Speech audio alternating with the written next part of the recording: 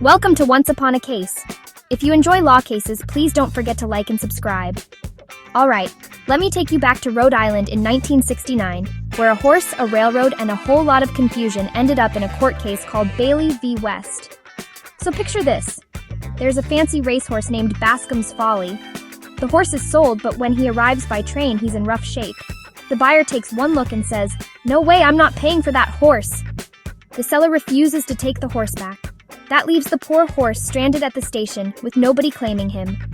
Enter Elmer Bailey. He runs a stable nearby, and the railroad folks ask him, "Hey, can you take care of this horse?" Bailey agrees. But here's the thing. No one tells him who, if anyone, will pay for the horse's keep. For nearly 2 years, Bailey feeds, houses, and cares for Bascom's Folly. He racks up hundreds of dollars in expenses. He assumes he'll get paid eventually, by someone. So Bailey sends the bill to Dr. West, the original buyer who never accepted the horse. Dr. West's response? "Sorry, not my problem." Now Bailey's frustrated. He sues Dr. West, arguing he should get paid for taking care of the horse. After all, it seems only fair, right? But here's where the law comes in. This case is all about contracts and something called quasi-contracts, basically, when you get paid for helping someone out, even if you never had a formal agreement. The court has to decide, did Bailey and Dr. West actually have an agreement? Or at the very least, does fairness require that Bailey gets paid? The judges dig into the details.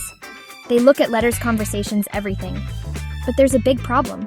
There was never any clear agreement between Bailey and West. In fact, West told Bailey he didn't own the horse and didn't want anything to do with it. So what did the court decide? They ruled against Bailey. No contract, no payment. The law says you can't just act as a volunteer and expect someone else to pay you, especially if they told you they didn't want your help. Bailey v. West is taught in law schools all over the country. Why?